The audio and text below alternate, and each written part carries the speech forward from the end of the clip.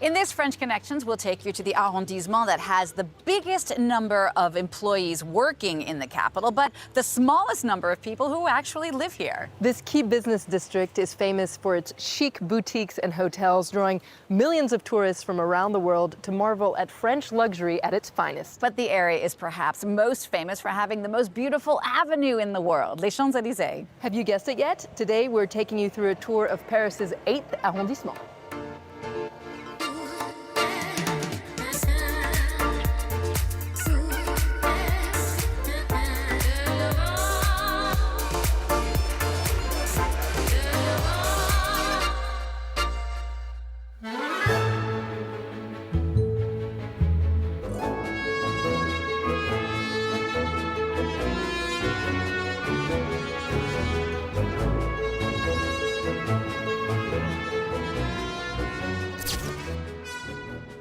The most famous monument in the 8th is this one, the Arc de Triomphe. The Arc of Triomphe was first commissioned by Napoleon Bonaparte in 1806 to commemorate his military victories, but it was actually finished over 30 years later after his death.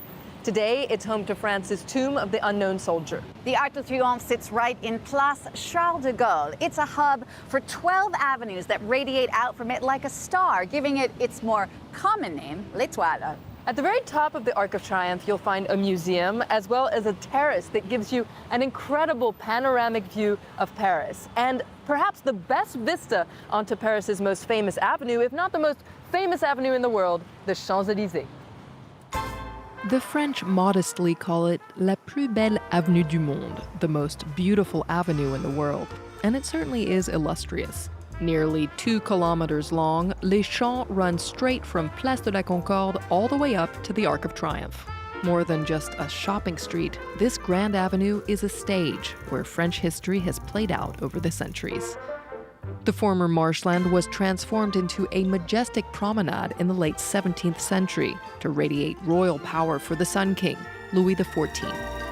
During the French Revolution, the Champs-Élysées became a gathering ground for the people, and has been ever since. The avenue has witnessed the darkest and brightest chapters of the 20th century. In 1940, German troops marched down the Champs-Élysées during the occupation. But 4 years later, in 1944, General Charles de Gaulle led a triumphant liberation parade along the very same route. The name Champs-Élysées comes from Greek mythology, the Elysian Fields, paradise for heroes, and it's where French people come to celebrate their heroes. For instance, during the annual Bastille Day military parade on July 14th.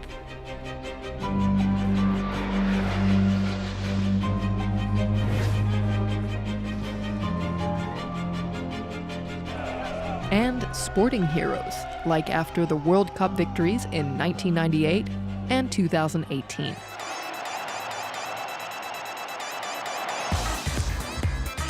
A beating heart of national joy, the Champs-Élysées is also a major draw for foreigners, as it remains the epicenter of Parisian luxury. We from Bangkok, Thailand! Boston, United States. Reykjavik, Iceland!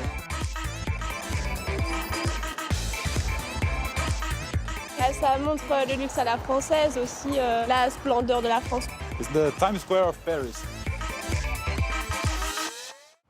The Champs-Élysées is just one side of the 8th mythical Golden Triangle. The other sides include the Avenue Georges V and the Avenue Montaigne, where we are now. The glamour and luxury you find inside the Golden Triangle are Parisian elegance at its best. People come from around the world to drool over high-end boutiques with names like Vuitton, Dior, or Chanel.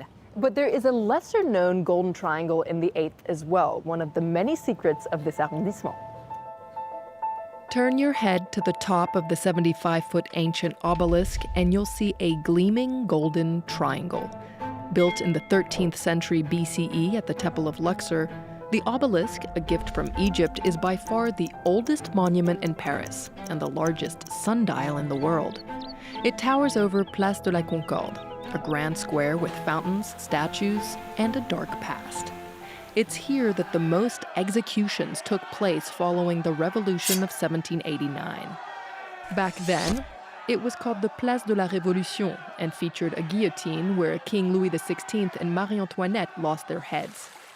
Not far from Concorde, you'll find the elegant Pont Alexandre III stretching across the Seine. This iconic architectural masterpiece symbolizes the union between France and Russia and is lauded as one of Paris's most romantic spots. It was inaugurated in 1900 during the Exposition Universelle alongside the Grand Palais and Petit Palais, two stunning cultural institutions. Prestige, glamour, the Eighth is also the stage of political power. It's home to the British and American embassies, for instance, as well as the Élysées Palace, the official residence of the French president since the mid-19th century. If nature calls during your visit to the Eighth, head to France's oldest public bathroom. Opened in 1905 under the Place de la Madeleine, also worth a visit, it is still decorated in the style of the Belle Époque, guaranteeing a unique experience.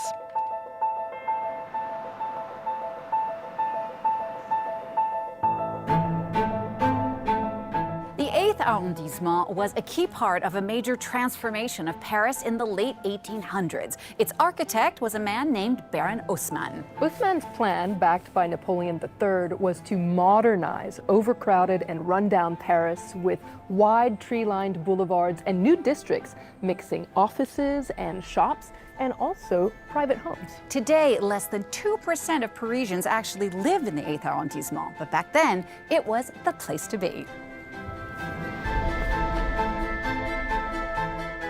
This once private mansion is now the Jacquemart-André Museum, where you can get a glimpse of what life was really like in the 19th century in Paris. Bonjour, bienvenue au musée. Merci.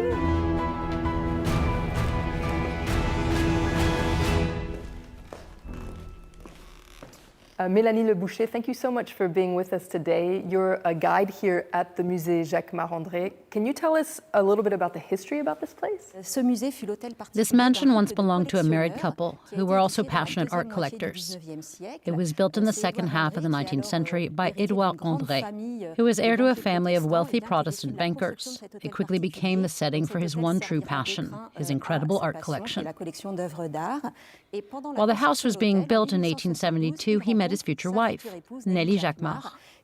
She was a well-known painter and portraitist who was invited to paint a portrait of her future spouse. Nelly was a little bit of a rebel, wasn't she? She was indeed a rebel. She also had a very strong character. When they got married, it had all of Paris talking. People said she only married Édouard for his money. Édouard-André was the sole heir to a massive fortune. Nelly was from a more modest background. But she was actually brought in by Édouard-André's family to basically get him to settle down, as he was 48 at the time. But even though they may not have come from the same social backgrounds, Édouard and Nelly had a great relationship. It was brought together by their mutual love of art. Et ce qui les unit, eh bien, c'est leur passion pour l'art.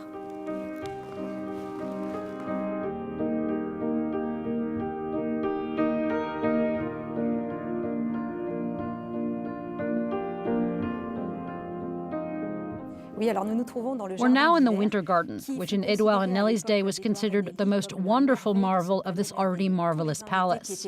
All the guests invited to receptions here were completely stunned by this Winter Garden. It seemed to come out of nowhere when they walked in.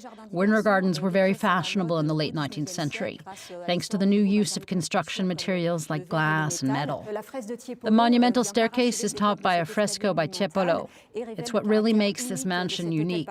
It's one of the only places in France where you can see a fresco by Tiepolo, the 18th century Italian painter.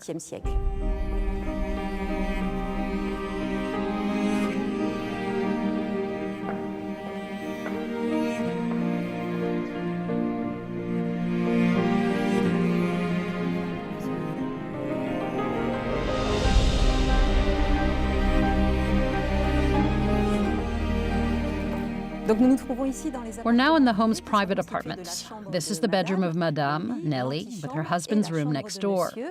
They had all the modern comforts of the day, running water, central heating, and even electricity, because as you can see, there was a telephone in Édouard's room, one of the very first telephones of its time. So this was an arranged marriage between Édouard and Nelly. Did they have any children? Edouard and Nelly did not have any children. First of all, they were married quite late. In 1880, Edouard was 48 and Nelly was 40.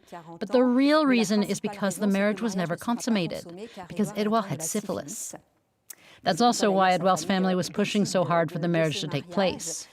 But despite that, it really was their passion for art that brought this couple together, and that we can see here through their home. So the passion of art really brought them together with two very different collections in the museum. The collections we have here are really a reflection of each of the couple's distinct tastes in art. Edouard loved 18th century French art, and those works are displayed in the reception areas on the ground floor. Nelly was passionate about Italian Renaissance art that you find in the Italian rooms upstairs. But as true art lovers, they appreciated all kinds of styles. They have a great collection of 18th century English portraits. They also have an incredible collection of 17th century Dutch and Flemish painters, including 3 works by Rembrandt. That makes the Jacquemart-André Museum one of the most important private collections of Rembrandt's today. And the museum is really worth a visit next time you're here in Paris. Thank you so much, Mélanie, for being our guide today. Thanks to you.